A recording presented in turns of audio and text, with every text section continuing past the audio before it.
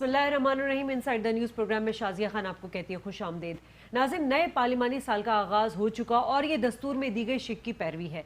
पार्लिमानी साल के आगाज़ पर पार्लियामेंट के मुश्तरका इजलास से सदर पाकिस्तान का खिताब होता है।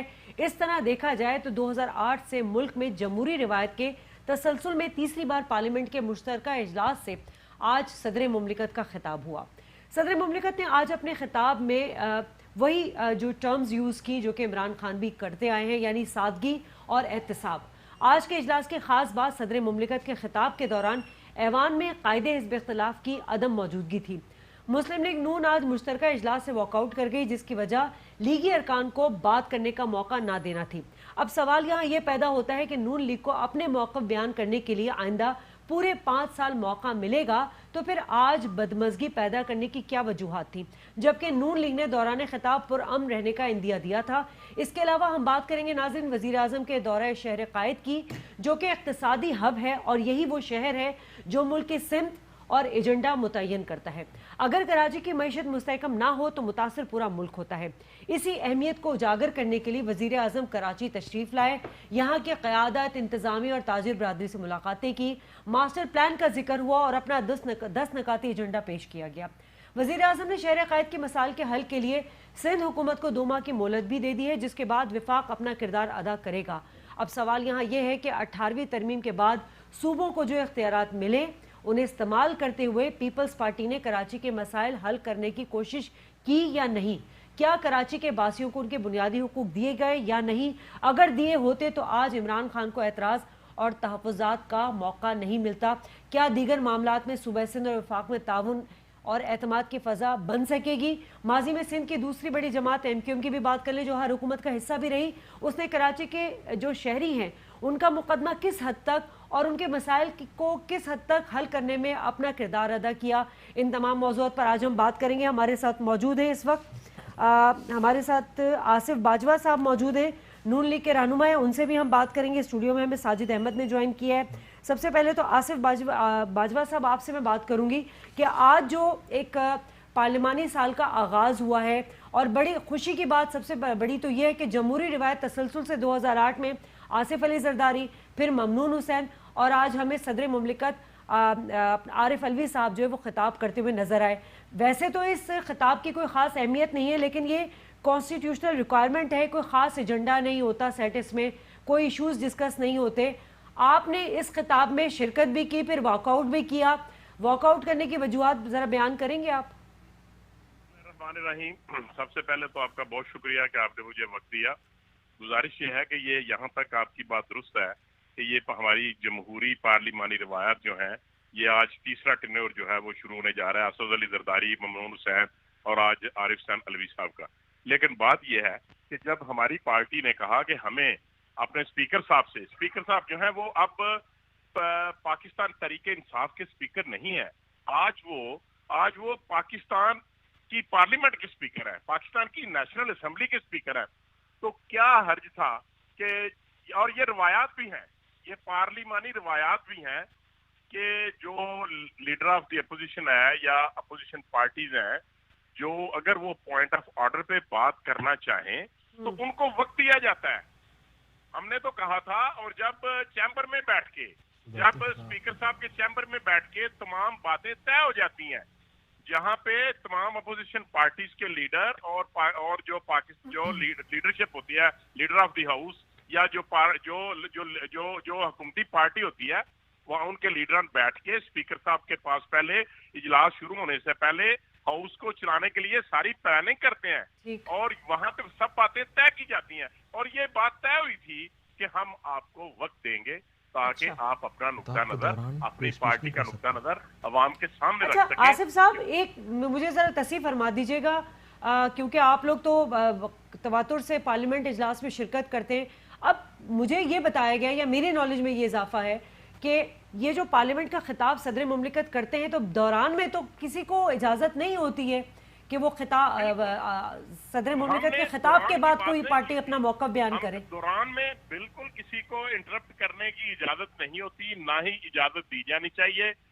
अगर कोई मुल्क के खिलाफ या कोई इस तरह का कोई बहुत बहुत इंपॉर्टेंट इशू आ जाए, लेकिन میں بات کر رہا ہوں کہ اجلاس شروع ہونے سے پہلے ہماری پارٹی نے کہا کہ آپ ہمیں وقت دیں پوائنٹ آف آرڈر پہ. تو آپ کے پاس اور بھی تو فورم ہے نا آصف صاحب, کل آپ کا اجلاس ہوگا, جو سیشن سٹارٹ ہوگا, آپ کے پاس وہ فورم ہے, آپ کے پاس آگے کا فورم ہے, حکومت کی کارکردگی پہ آپ اس وقت بھی بات کر سکتے ہیں. میری بات سن لیں, لیٹ می کمپلیٹ. بات یہ ہے جو آج کا دن تھا, آج پاکستان کے صدر مملکت نے وہاں پہ خطاب کرنا تھا اور پوری دنیا کے سامنے یہ لائیو چل رہا تھا, اور جو آج کی کاروائی تھی وہ ساری کی ساری لائیو جانی تھی. اس لیے یہ بات طے ہوئی تھی کہ ہم آپ کو وقت دیں گے اور اس کے بعد صدر کی مملکت کا خطاب ہوگا, اور یہ حکومتی پارٹی نے اپنی جو طے کردہ باتیں تھی ان سے انہوں نے روگردانی کی, اور میں یہ سمجھتا ہوں کہ یہ پارلیمانی روایات کے خلاف ہے. ان کو ایسا نہیں کرنے دینا چاہیے تھا. کیا کرنا تھا؟ 5 منٹ کے لیے تقریر کرنی تھی نا ہماری لیڈرشپ نے, اور کیا ہونا تھا؟ کوئی ایسی بات نہیں تھی. لیکن آپ لوگوں نے تو پہلے یہ بات کی تھی کہ ہم اس خطاب میں پرامن رہیں گے, کوئی احتجاج نہیں کریں گے. اس لیے پرامن رہیں گے کہ پہلے ہمیں موقع دیں گے. یہ رولز آف بزنس ہے, اس میں یہ طے ہے کہ آپ نے ہمیں پہلے موقع دینا ہے اور اس کے بعد آپ کو ہم بالکل انٹرپٹ نہیں کریں گے. لیکن پھر بھی ہم نے ان کو انٹرپٹ نہیں کیا. ہمیں ان کو خطاب کو وہاں پہ لوگوں کو اور پوری دنیا کو یہ نہیں دکھایا کہ ہمیں بات نہیں کرنے دی گئی, جس طرح کی پہلے ان کی روایات تھی کہ یہ ایجنڈے کی کاپیاں پھاڑتے تھے. آصف صاحب آپ ہمارے ساتھ موجود ہیں اس وقت اسٹوڈیو میں, ہمیں این کیو ایم کے رہنما ہیں ساجد احمد صاحب, وہ ہمارے ساتھ موجود ہیں. ساجد صاحب بھی ہمارے ساتھ شامل گفتگو رہیں گے, آپ بھی ہمارے ساتھ ٹیلی فون لائن پر رہے گا. ساجد صاحب, جیسے میں نے بتایا کہ نئے پارلیمانی سال کا آغاز ایک روایت ہے, ویسے تو اس کی اہمیت کچھ نہیں ہے. ایک جو خطاب کرتے ہیں صدر مملکت, وہ ایک روایت کے حساب سے کرتے ہیں. اب یہ جو کہہ رہے ہیں کہ جی ہمیں موقع نہیں دی گیا نون لیگ والے, کہ ہمیں پہلے خطاب کرنے کا موقع دیا جاتا, کیا اس طرح کا کوئی رول ہے کہ پہلے صدر کے خطاب سے پہلے آپ اپنے کوئی کنسرن یا اپنے تحفظات یا اپنا موقف بیان کریں؟ بسم اللہ الرحمن الرحیم. السلام علیکم. میرے خیال میں 10 سال میں بھی ایم این اے رہا ہوں, اور میں نے وہاں پر 10 سال میں یہ دیکھا ہے کہ یہ رولس اینڈ پروسیجر کے اندر یہ چیز نہیں ہے. ٹھیک ہے کہ پریزیڈنٹ کے خطاب سے پہلے کوئی اپنی ڈیبیٹ کرے, اپوزیشن لیڈر ہو یا ایکس وائی زیڈ کوئی بھی ہو. اچھا, آج سے پہلے مختلف اسمبلیوں کے اندر پرویز مشرف صاحب نے خطاب کیا, وہ 1 یا 2 مرتبہ کر سکے, ان کو پھر خطاب کرنے نہیں دیا گیا.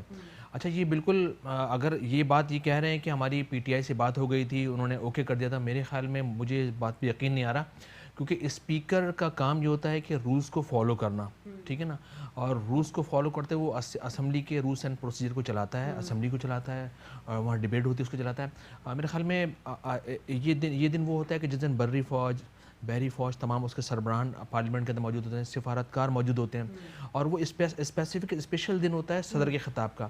تو میرے خیال میں آج تک پارلیمانی روایت کے اندر آج تک, شاید مجھے نہیں پتا, ہو سکتا کبھی ایسا ہوا ہو, لیکن آج تک کبھی ایسا نہیں ہوا کہ صدر کی اسپیچ سے پہلے کسی نے اپنی اسپیچ کی ہو, اور میرے خیال میں یہ کوڈ آف کنڈکٹ کے خلاف بھی ہوگا, اور اسمبلی کی تاریخ میں شاید کبھی ایسا نہیں ہوا ہے.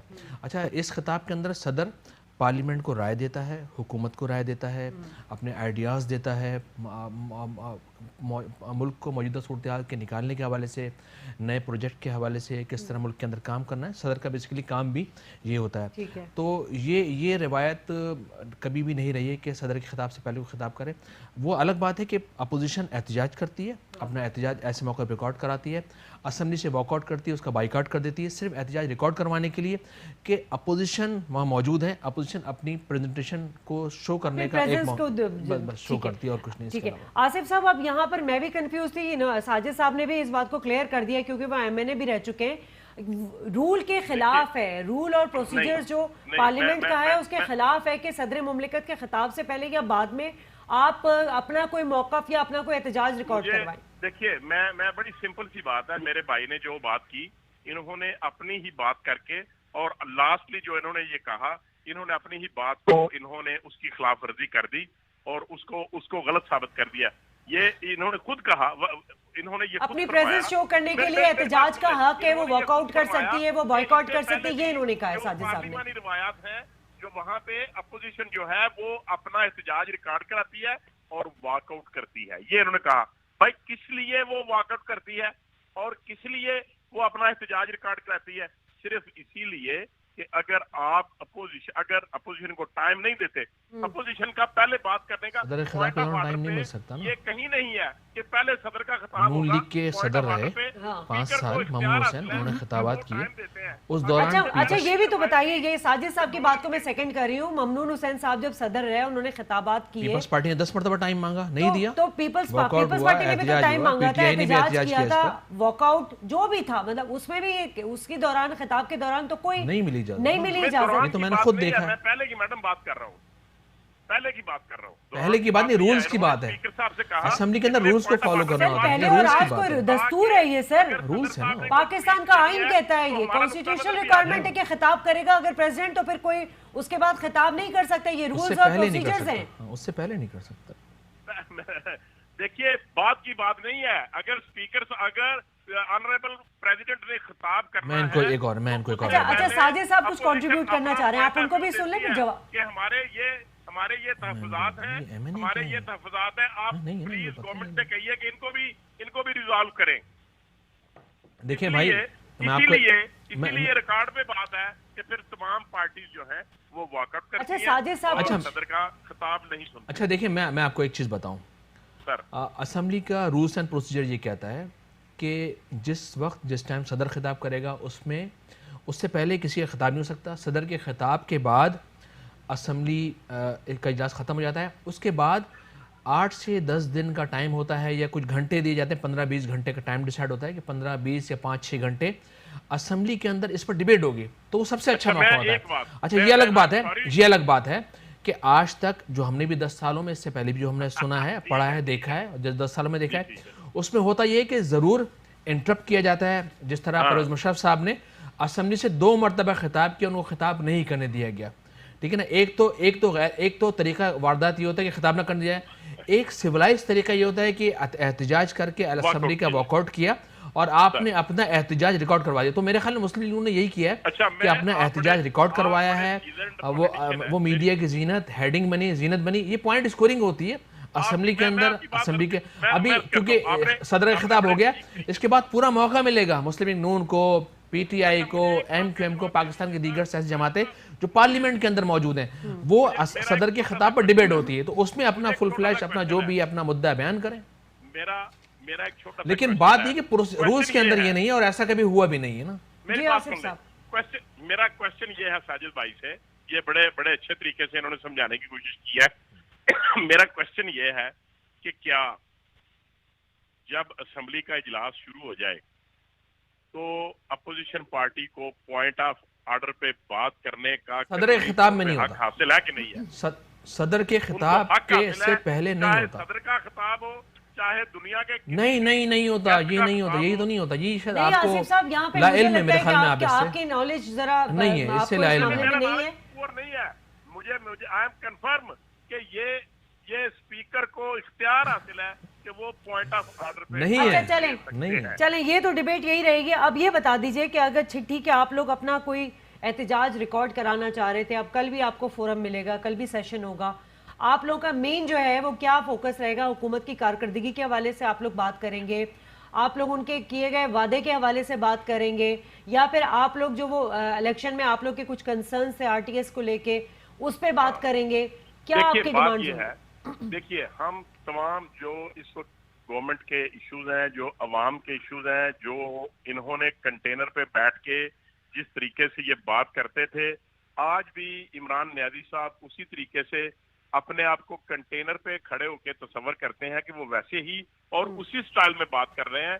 کبھی بھی ہم نے یہ نہیں سمجھا اور کبھی بھی انہوں نے یہ نہیں سمجھانے کی کوشش کی کہ وہ ایک بقول بلاول بھٹو زرداری کے کہ وہ سلیکٹڈ پرائم منسٹر ہیں، اس لیے کہ انہوں نے کبھی بھی اپنے سٹائل سے یہ باور نہیں کرایا کہ وہ ایک سلیکٹڈ یا الیکٹڈ پرائم منسٹر ہیں۔ وہ اپنے آپ کو آج بھی اپوزیشن میں سمجھتے ہیں، ان کو آج بھی یقین نہیں ہے کہ وہ اب الیکٹڈ پرائم منسٹر ہیں، نمبر 1۔ نمبر 2، ہم دوسری جو سب سے امپورٹنٹ بات ہے، ہم ان سے یہ کہیں گے کہ ایک پارلیمانی کمیشن جو ہے، جو یہ الیکشن چوری ہوا ہے، جو ووٹ کا تقدس پامال ہوا ہے، جو پاکستان کی تاریخ کا ریل الیکشن ہے، اس کے اوپر پارلیمانی کمیشن بنایا جائے۔ یعنی آپ وہی بات سیکنڈ کریں گے شہباز شریف کی جب انہوں نے کہا تھا کہ ہم جو ہے وہ پارلیمانی نظام چلنے نہیں دیں گے، اور ہم احتجاج ریکارڈ کراتے رہیں گے کیونکہ آپ کو جو ہے آپ کو جو الیکشن پر جو آپ کو کنسرنز ہیں جی جب تک یہ پارلیمانی کمیشن اناؤنس نہیں کریں گے ہم اپنا احتجاج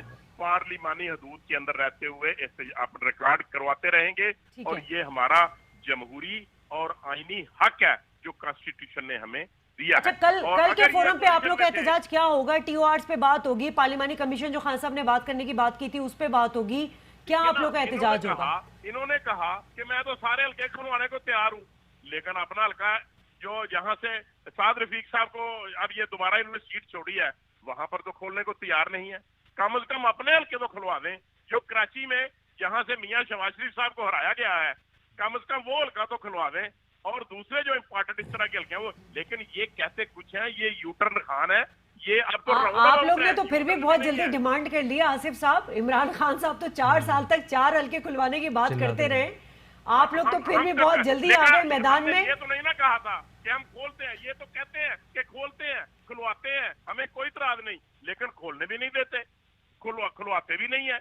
بات یہ ہے کہ ان کے زبان پہ ہے اس پہ عمل درآمد نہیں ہے، اور آج جو بات کرتے ہیں اگلے دن اس سے یو ٹرن لے لیتے ہیں، اسی لیے تو یو ٹرن کہتے تھے، اب تو کہتے ہیں یہ راؤنڈ اباؤٹ ہے، سمجھ نہیں آ رہی یہ کہاں پہ کھڑے ہیں، کس جگہ پہ کھڑے ہیں۔ جہاں پہ آپ لوگ حکومت چھوڑ کے گئے وہاں پہ کھڑے ہیں خان صاحب۔ آج دیکھیں نا قومی خزانے خالی ہو چکے ہیں، آج اندرونی بیرونی چل، آپ لوگ بھی جب آئے تھے آپ نے بھی یہی بات کی تھی کہ آج قومی خزانے خالی ہیں، آج یہ مسئلہ لوڈ شیڈنگ ہے، توانائی بحران ہے۔ میری بات سن لیں، اگر یہ پرائم منسٹر بننے کی بات کرتے تھے تو کیا ان کو پتا نہیں تھا کہ خزانے خالی ملتے ہیں اور خزانہ خالی کو ہی ہم نے چلانا ہے، اسی خالی خزانے سے ہی ہم نے ملک کو چلانا ہے؟ اس کی پہلے بھی یہی روایت ہے، کیا ہم کوئی پیسے کوئی نکال کے بینک سے لے گیا ہے؟ جب ہم نے حکومت چھوڑی تھی 31 مئی کو تو پھر دیکھیں اس وقت کتنے پیسے تھے اپنا خزانے میں، اور ابھی بھی اربوں ڈالر 18 ارب ڈالر کا جو فارن کرنسی ہے وہ پڑا ہوا ہے، اور یہ جھوٹ بولتے ہیں، ان کو شرم آنی چاہیے، یہ جھوٹ بولتے ہیں کہ خزانے خالی ہیں، 18 ارب کے ایسٹس پڑے ہوئے ہیں، 18 ارب ڈالر کے، یہ کیسے کہتے ہیں خزانہ خالی ہے؟ اچھا ابھی ہمارے پاس پی ٹی آئی کی کسی کی نمائندگی نہیں ہے، وہ یہ جواب تو ہے وہ وہی دیں گے، کیونکہ میں تو نیوٹرل ہو کے پروگرام کروں گی نا، میں تو وہی بات کروں گی کہ جو فگر وہ عمران خان صاحب نے بتایا کہ ہم پہ 30,000 ارب ریکارڈ پہ کر لیں، جی 18 ارب ڈالر کے ایسٹ پڑے ہوئے ہیں اندر، اور یہ کہتے ہیں خزانے خالی ہیں، ان کی جیبوں میں بس پیسے جائیں گے۔ آج جو انہوں نے کیا، جو کہتے تھے کہ ہم اتنے کروڑوں کی گاڑیاں بیچیں گے، آج وہ بیچ تو نہیں سکے، اور اگر جتنی گاڑیاں انہوں نے بیچی ہیں ان کو تقسیم کریں 68 میں، جو 68 گاڑیاں بکی ہیں تو 3,17,000 روپے کی ایک گاڑی بکی ہے، 3,17,200 روپے کی ایک گاڑی بکی ہے، اور یہ کہتے ہیں گاڑیاں نیلام ہوئی ہیں روپے کی گاڑیاں۔ اچھا چلے اتنی سستی ہوتی تو ہم بھی پہنچ جاتے لینے کے لیے آصف صاحب گاڑیاں۔ یہی تو ساری، میں بھی خود پریشان ہوں کہ میں بھی پہنچ جاتا اگر 3,17,250 روپے کی گاڑی مل رہی تھی۔ چلے اچھا جی لاز بتا دیجیے گا کہ آپ لوگ آج خواجہ آصف صاحب نے بھی بات کی کہ حکومت جو رانگ فٹ پر کھیل رہی ہے، تو رائٹ فٹ پر آپ لوگ بھی نہیں کھیلے تھے؟ اپوزیشن کا تو یہی کام ہوتا ہے کہ حکومت کو بلیم دینا کہ جی آپ رانگ فٹ پہ کھیل رہے ہیں، اور یہ ہم تو بالکل رائٹ فٹ پہ کھیل رہے تھے، اسی لیے ہم نے پاکستان کو ترقی کی طرف لے کے گئے، ہم نے جی ڈی پی ریٹ بڑھا دیا، ہم نے لوڈ شیڈنگ کو ختم کر دیا، ہم نے بجلی کے کارخانے لگا دیے، ہم نے پاکستان سے دہشت گردی ختم کر دی، ہم نے اورنج لائن بنا دی، ہم نے موٹر ویز بنا دی، ہم نے بڑے ہم سی تک لے کر کے آئے، ہم نے ایل پی جی برآمد کی، ہم نے یہ سارے کام کیے، ہم کہاں رانگ سائڈ پہ کھیلے تھے، ہم تو کریکٹ کھیلے، اور ہمیں عوام نے ووٹ دیا جس کو انہوں نے چرا لیا، اور ہر جو حلقے جہاں سے انہوں نے میئر آیا ہے وہاں پہ جتنے ووٹ ریجیکٹ ہوئے ہیں، جو ریجیکٹ ہوئے ہیں، اگر وہ ریجیکٹ ووٹ ہمارے پلس کیے جائیں تو ہم جیتے ہیں، کہیں 1000 سے، کہیں 1200، کہیں 700، کہیں 4000 سے بڑھ کے تو ہم ہارے نہیں ہیں، اور یہ ہمارے ساتھ ٹھیک ہے۔ بہت بہت شکریہ آصف باجوہ صاحب، آپ ہمارے ساتھ موجود تھے، بڑی ڈیٹیل میں آپ نے ہم سے بات کی، اور جو کنسرن آپ کو تھے وہ یقیناً آپ لوگ کل جو ہے کل ہونے والے سیشن جو اجلاس ہوگا اس میں آپ لوگ رجسٹرڈ بھی کرائیں گے۔ ساجد صاحب اب آ جاتے ہیں ذرا وزیر اعظم کے دورہ کراچی کے حوالے سے، بڑا امپورٹنٹ دورہ تھا ان کا، اور سب سے پہلے انہوں نے فوکس بھی کراچی کو کیا، اور سب سے اہم چیز جو ہم نے ان کی دیکھی تھی کہ انہوں نے کراچی کے مسائل کو سمجھتے ہوئے کراچی کو ایڈریس بھی کیا۔ تفصیلی جواب اس سے لوگے، یہاں لینا پڑے گا مجھے ایک بریک، ناظرین بریک لیتے ہیں، بریک کے بعد یہیں سے گفتگو کے سلسلے کو آگے بڑھائیں گے۔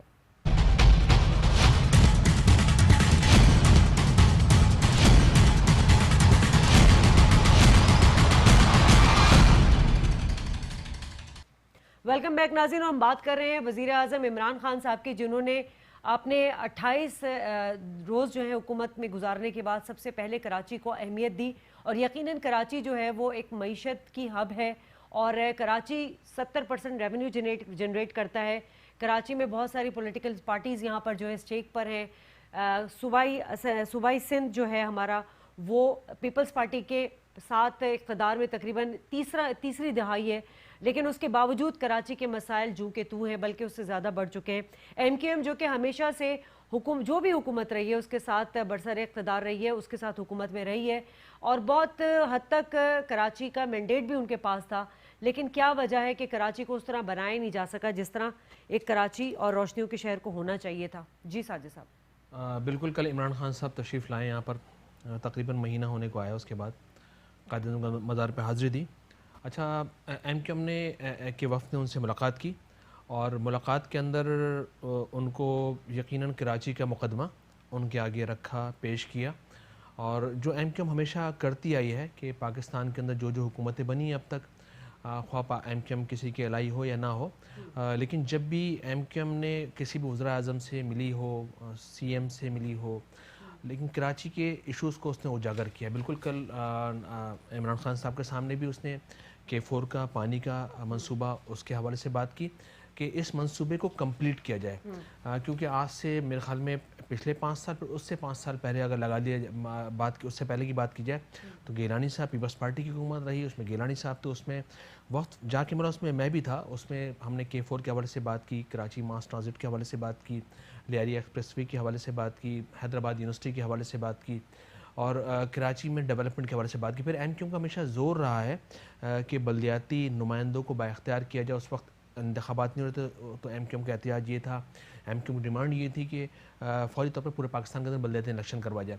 अच्छा, बल्दियाती इलेक्शन तो पाकिस्तान के अंदर हो गए, लेकिन उनको इख्तियारात का मसला है। अच्छा, हम ये समझते हैं कि PTI इस चीज़ के बहुत ज़्यादा फेवर में है कि बल्दियाती नुमाइंदों को बाइख्तियार किया जाए ताकि वो फुल फ्लैश होकर ग्राउंड पर काम कर सकें।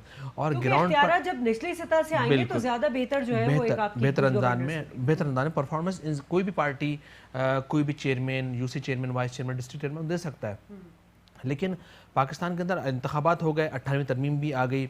18वीं तरमीम के बाद हुआ ये कि तमाम इख्तियार सूबों को डिवॉल्व हो गए, तो पाकिस्तान की तमाम सियासी जमातें, सूबाई जमातें ही बहुत ज़्यादा खुश हो गई कि चले पाकिस्तान के अंदर कुछ अच्छा होने जा रहा है। लेकिन हुआ ये कि जब इख्तियारात CM के पास है, सूबों के पास है, तो वो डिक्टेटर बन गए और उन्होंने अब इख्तियारात को अपने हाथ में रखा और नीचे तक नहीं ले गए।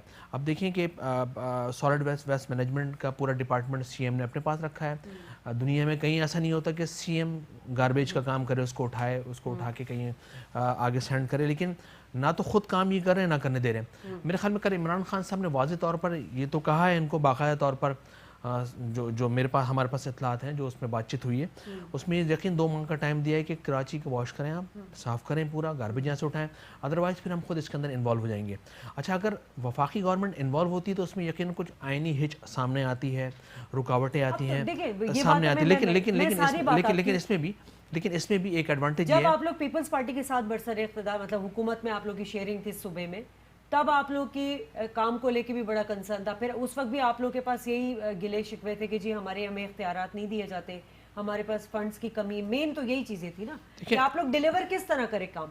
आज मेयर वसीम साहब यही गिला कर रहे हैं कि जी मैंने उनको प्रपोजल्स दिए हुए K4 स्कीम के, वो उस पे उसको एड्रेस नहीं कर रहे, उसको देख नहीं रहे, और भी बहुत सारे मामला थे। KMC आपके हाथ में थी, कराची का हाल देखें आज आप, कचरे से भरा पड़ा हुआ, इंफ्रास्ट्रक्चर तबाह हो चुका है, एडमिनिस्ट्रेशन हमारी कहाँ जा रही है, अमन अमान के 10,000 मसाइल है, पानी का एक अलग इशू खड़ा हो चुका है।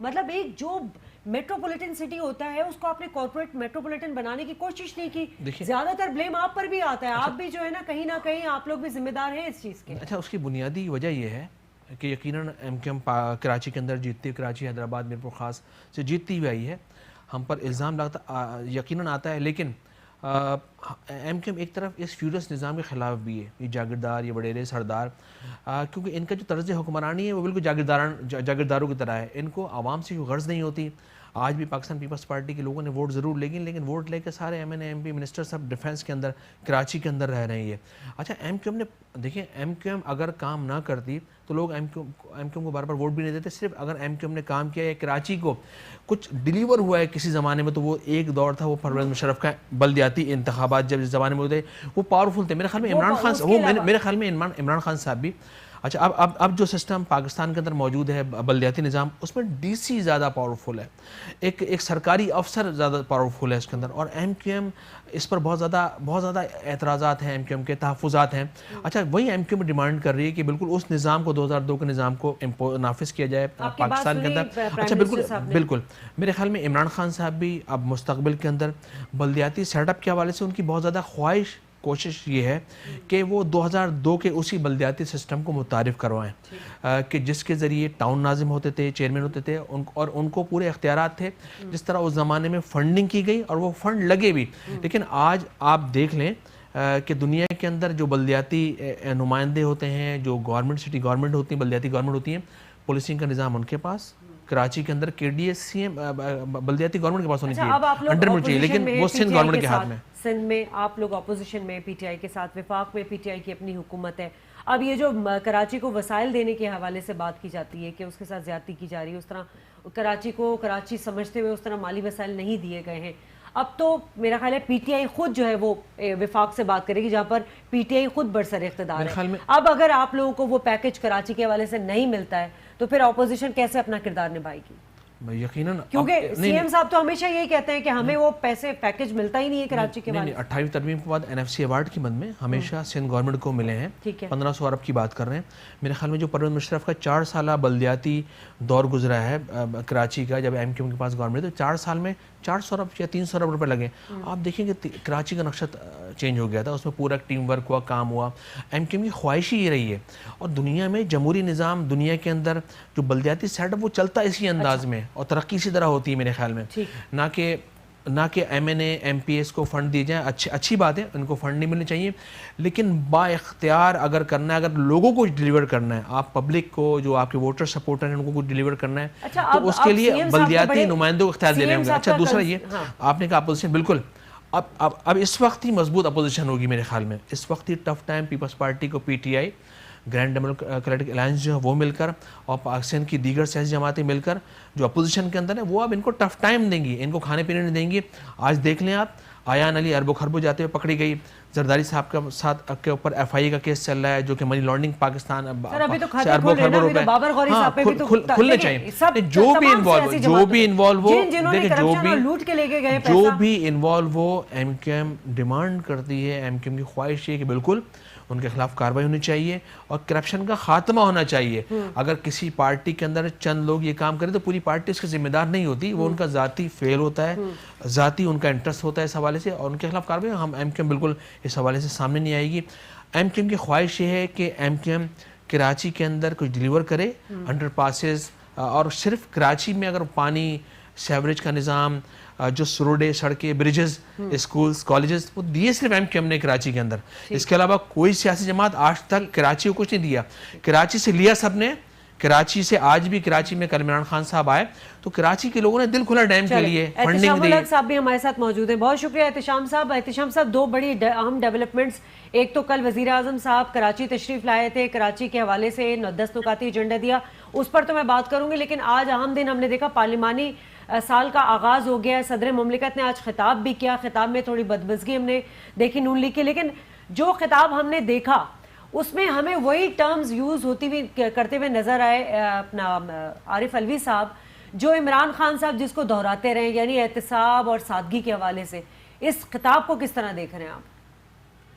دیکھیں, اب پریزیڈنٹ کا خطاب تو ہمیشہ شادیہ ایسے ہی ہوتا ہے کہ حکومت کی پالیسیز جو ہوتی ہیں وہ اس کو ریفلیکٹ کر رہا ہوتا ہے, اور فیوچر کا ایجنڈا جو حکومت کا ہوتا ہے اسی کے بارے میں مختلف حوالات سے بات کر رہے ہوتے ہیں. یہ تو آج اس کو کہنا چاہیے کہ پہلے سب صحیح ہوتا ہے کہ کوئی بہت بڑی آؤٹ آف دی وے جا کے بات نہیں کریں گے, تو حکومت کے خلاف بات نہیں کریں گے. یہ تو ہمارے یہاں پریزیڈنٹ بٹھایا ہی جاتا ہے اپنی پارٹی کا اس لیے کہ وہ خاموش ہوتے. ایک تو ہمارے یہاں پریزیڈینشیل فارم آف گورنمنٹ میں صدر کے ویسے اختیارات نہیں رہے, وہ وقت چلا گیا جب 52(2)B تھا کہ حکومتیں ہٹائی جاتی تھی. اب تو خیر जनरल सी चीज़ों के लिए भी कुछ नहीं है। अब तो वो सिर्फ रह गया कि जी प्रेसिडेंशियल ऑर्डिनेंस इशू होता है, जब असम्बली नहीं मीट कर रही होती तो कोई हुकूमत ने बिल लेके आना है या कोई लॉ पास करना है। हाँ। तो वो तो मुझे उसमें कोई इतनी ज्यादा वही नजर आती, लेकिन हाँ ठीक है। उसमें एक इम्पोर्टेंट चीज ये थी शाजिया कि जो जिस तरीके से आज एमएमए ने और पीएमएलएन ने वॉकआउट किया वो सिग्निफिकेंट है। यानी ठीक है, हैरत आपने की बात इत्तेशाम है साहब कि के जो खिताब के ऑब्जर्वेशंस नजर आई हैं वो वही थी, क्योंकि जो अमूमन हुकूमत ही इस तरह की जो खिताब की मतन होता है उसको हुकूमत ही देती है। अब अगर सदर मुमलिकत को इससे कोई इख्तलाफ होता है तो वो फिर उस पर अपना पॉइंट जो है वो रजिस्टर्ड कराता है। एक अहम बात यह कि आज जो नून लीग ने वॉकआउट किया और बॉयकॉट कर दिया, आप समझते हैं कि इससे नून लीग ने अपने सियासी कद को कम किया है? अपोजिशन का काम तो है ये, लेकिन आज के दौर में, आज के दिन में मुझे बताएं क्या रूल्स क्या होते हैं, क्या प्रोसीजर्स क्या होता है? क्या अपोजिशन अपना खिताब से पहले सदर मुमलिकत के रजिस्टर्ड करा सकता है अपना मौक़िफ़? देखिए शाजिया, आमतौर पे यही होता है कि पॉइंट ऑफ ऑर्डर पे कोई बात करनी होती है तो कर लेते हैं, और बाद वो स्पीकर इजाज़त दे देते हैं, बाद नहीं भी देते। और जब बहुत ही चार्ज माहौल हो और बहुत ज़्यादा कन्फ्रंटेशन बड़ी हो हुकूमत और अपोजिशन के दरमियान, तो इस तरह के वाक़यात ज़रूरत से ज़्यादा होते हैं। और ख़ास तौर पे आप देखा कि जब इमरान खान की पहली इम्तियाज़ उठाने के बाद उस वक्त बड़ा शोर शराबा हुआ था। तो आज के दिन तो ज़ाहिर है इतनी बड़ी वो नहीं लग रही थी कि कोई चीज़। आज मुझे जो शाजिया सिग्निफिकेंट बात लगती है इनके वॉकआउट की, वो सिर्फ यही है कि आप देख लें कि 24-25वां दिन है, लोग कहते हैं कि जी वो सो कॉल्ड ग्रैंड ओपोजिशन जो बनी थी वो कहाँ गई। और फिर जिस तरीके से स्पीकर का, डिप्टी स्पीकर का, प्राइम मिनिस्टर का इंतखाब हुआ, आपने देखा कि दो बड़ी पार्टियां पीएमएलएन और पीपल्स पार्टी बिल्कुल डिफरेंट आपको नजर आती हैं, दूसरे पोल पे नजर आती हैं, उनकी सिनर्जी केमिस्ट्री नहीं बन पा रही होती। तो आज का सिर्फ ये वॉकआउट करने का मकसद जो मैं समझ पाया हूँ कि सिर्फ एक मैसेज देना लोगों को और हुकूमत को कि भाई हम पार्लियामेंट में आपको टफ टाइम देंगे। तो इससे तो कोई फर्क नहीं पड़ता, टफ टाइम देना चाहिए। अपोजिशन का काम ही है कि हेल्दी क्रिटिसिज्म भी करे, और अगर कोई जहाँ गलत इकदाम लिए जा रहे हैं उनकी इसके बारे में बात पूछताछ होनी चाहिए, वो अपनी जगह है। लेकिन बुनियादी ये है कि अब इस वक्त शादिया जो अपोजिशन है ना, वो तितर बितर नजर आ रही है। मुझे नहीं दूर दूर तक नजर आ रहा, क्योंकि जरदारी साहब के अपने मसाइल हैं। असल में मुझे ये लग रहा है इत्तेशाम साहब कि ज़रा नून लीग थोड़ा जल्दी में है, क्योंकि उनको जो इंतखाबात के हवाले से, धांधली के हवाले से या हल्के खोलने के हवाले से जो उनको जल्दी है, जो शहबाज शरीफ कह चुके हैं हम पार्लिमानी निज़ाम को चलने नहीं देंगे, तो कुछ उस तरह की मुझे लग रहा है कि वो मदाखलत करना चाह रहे हैं। इस हवाले से तो वो कह चुके हैं आपके इनके जो गवर्नमेंट के इंफॉर्मेशन मिनिस्टर हैं फवाद चौधरी साहब, कि भी टर्म्स ऑफ रेफरेंस दें आप कि किस तरह का पार्लिमानी कमीशन आप बनाना चाहते हैं, आप उसका ऑब्जेक्टिव क्या होगा, आप किस चीज़ पे मोहित होगा। तो जाहिर सी बात है ये काम तो अपोजिशन का है, और हैरत की बात है अभी तक शाजिया अपोजिशन की तरफ से टीओआर नहीं दिए गए। जरा शॉर्टली बता दीजिएगा इत्तेशाम साहब के वजीर आजम साहब कल तशरीफ लेकर आए कराची के ऊपर, जो उन्होंने तमाम बात की, तहफ़्फ़ुज़ात दिए और जो प्लानिंग बताई है। अब 18वीं तरमीम के बाद सूबों के पास इख्तियार है, तो कितना कॉपरेशन रहेगी दोनों में, या कोई कॉन्ट्रडिक्शन सामने नजर आ रहा है मिलकर काम करने के हवाले से? देखिए शाजिया, जब आप किसी साहब से बात कर रहे थे, गालिबन एमक्यूएम के कुछ साहब थे, अब देखें जो दयानतदारी की पड़ेगी, एमक्यूएम और पीपल्स पार्टी का बड़ा खौफनाक फेलियर 20 सालों का है। 20 साल में आप देख लें, हम देख रहे हैं कि हुकूमतों में रहे हैं और धेले का काम नहीं किया, और जो काम था खत्म कर दिया गया, लॉ एंड ऑर्डर से लेके और दुनिया जान की। चलें सारी बातें छोड़ दें, सिविक चीजें जो मामलात रखती हैं, कचरा तक जो उठा नहीं पाए। अब इनके जो काम थे, इनकी आपस की लड़ाइयाँ थी, ठीक है, आपस के चले प्रेशर्स थे। बहुत बहुत शुक्रिया इत्तेशामुल हक साहब, आप हमारे साथ मौजूद हैं। नाज़रीन यहाँ लेंगे एक ब्रेक, और ब्रेक के बाद जब वापस आएंगे तो सूबाई सिंध में हम पीपल्स पार्टी के हवाले से उनका भी मौक़िफ़ जानेंगे कि इमरान खान के स्पीच को लेकर उनको कुछ तहफ़्फ़ुज़ात हैं, वो तहफ़्फ़ुज़ात क्या है, बात करेंगे इस ब्रेक के बाद।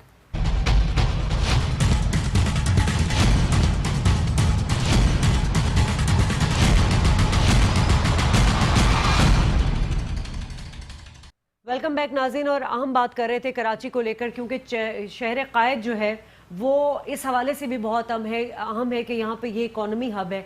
अब अगर यहाँ मईशत मुस्तहकम नहीं होती है, लॉ एंड ऑर्डर की सिचुएशन नहीं होती, तो इसका असर जो है वो पूरे पाकिस्तान पर पड़ता है। ये सिर्फ आज की बात नहीं है, ये जो पिछली दौरे हुकूमत जो सियासी जमातें बरसर इक़्तिदार रही हैं, उनके वक्त में भी हमने देखा कि ये मामलात वैसे के वैसे ही थे।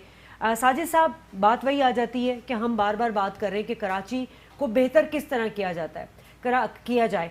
कराची में क्या क्या चीज़ें ज़रूरी है। एक तो इनके अंदरूनी मसाइल हैं, دوسرے آپ کا لا اینڈ آرڈر کی سچویشن بھی ہے. ڈی پولیسائز کرنے کی بات کی. عمران خان صاحب نے کہا تھا کہ ہم رینجرز کو ہٹا دیں گے کیونکہ رینجرز کی وجہ سے ہی ہمارے کراچی میں جو ہے وہ کافی امن قائم ہوا ہے.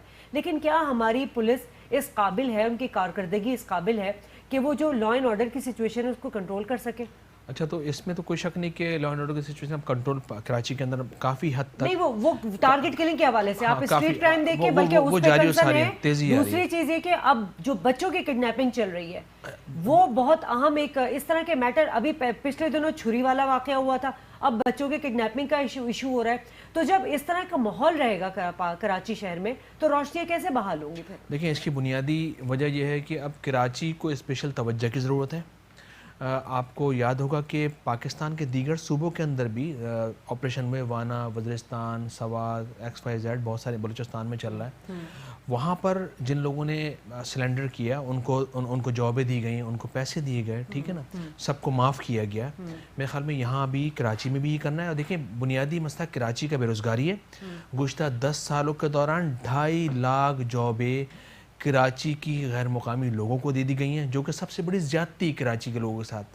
غیر مقامی مطلب یہ ہے کہ مقامی لوگ جو یہاں کے مقامی لوگ ہیں ان کو چھوڑ کر باہر کے لوگوں کو دے دی گئی. کراچی پاکستان کے اندر کوٹا سسٹم بھی نافذ ہے 60-40 کے ریشو کے حساب سے, 40 اربن اور 60 رولرز. وہ 40% بھی نہیں مل رہا, وہ 40% بھی کراچی کے لوگوں کو کچھ نہیں دیا جا رہا. نمبر 1 یہ کہ بے روزگاری کو دور کریں.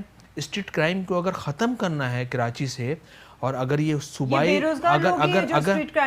بالکل بے روزگاری جہاں ہوگی, جہاں بے روزگاری, افغانی اور جو بنگلہ دیشی ہیں ان کو ہم شہریت دیں گے. اب پیپلز پارٹی کو اس پہ بھی کنسرن ہو گیا. میرے خیال میں ضروری یہ ہے کہ بنگالی بالکل پاکستان بننے کے بعد پاکستان کراچی سندھ کے اندر آپ باہر ملکوں میں دیکھیں جہاں شہریت رہتے ہیں وہاں کی شہریت دے دی جاتی ہے. لیکن افغان مہاجرین کے حوالے سے میرے خیال میں ان کو واپس, کیونکہ افغانستان کے اندر اب امن قائم ہو گیا, کافی صوبوں کے اندر وہاں کی حکومت قائم ہو چکی ہے, افغان حکومت, جہاں کے ان کا جمہوری پروسیس اس کے اندر, ان کو میرے خیال میں وہاں واپس کریں.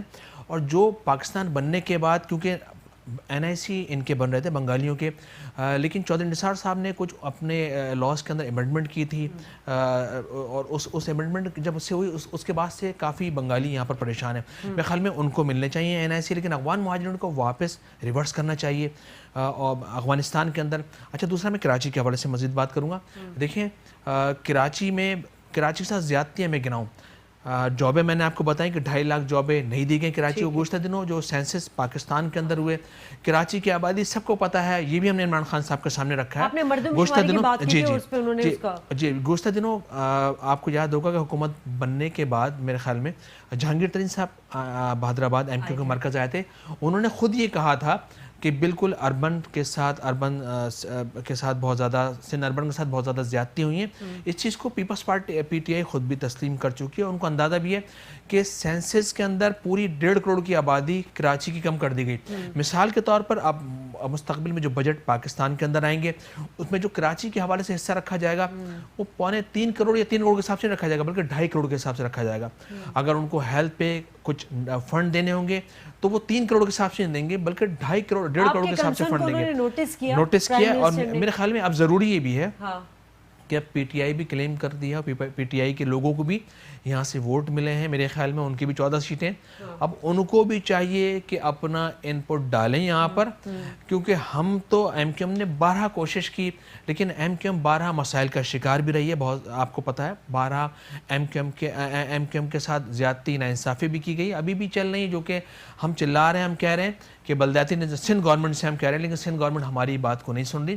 وہ ہماری باتوں کو انڈر کارپیٹ کر دیتی ہے یا انڈر رگ کر دیتی ہے, جو کہ ناانصافی زیادتی. میرے خیال میں اب PTI کا کام ہے, اگر پیپلز پارٹی اس حوالے سے سامنے آئے کہ 18ویں ترمیم کے بعد وفاق کو انٹرپٹ نہیں کر سکتے, لیکن ہمارا جس سے بھی رابطہ ہوا وہ ہمارے ساتھ ٹیلی فون لائن پر نہیں آ سکے, تو ان کا پوائنٹ جو ہے وہ تو رہ ہی گیا کہ وہ ان کو کیا کنسرن ہے, اس لیے ہم ان کا موقف نہیں جان سکے. آپ کا موقف ہم نے جان لیا. ناظرین, سب سے اہم بات یہ ہے کہ کراچی شہر کو ہر پولیٹیکل پارٹی کو اون کرنا ہوگا.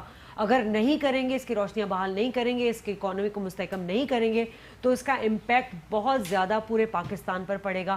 اور سب سے اہم بات یہ کہ عمران خان صاحب جو دعوے کر گئے ہیں, وہ دعوے اپوزیشن کو لے کر ان کے لیے چیلنجز نہیں ہیں, بلکہ وہ دعوے خود وہ دعوے ان کے لیے چیلنج بن گئے کیونکہ ان کو پورا کرنا بہت ضروری ہے. شازیہ خان کو پروگرام سے اجازت دیجیے. اللہ نگہبان.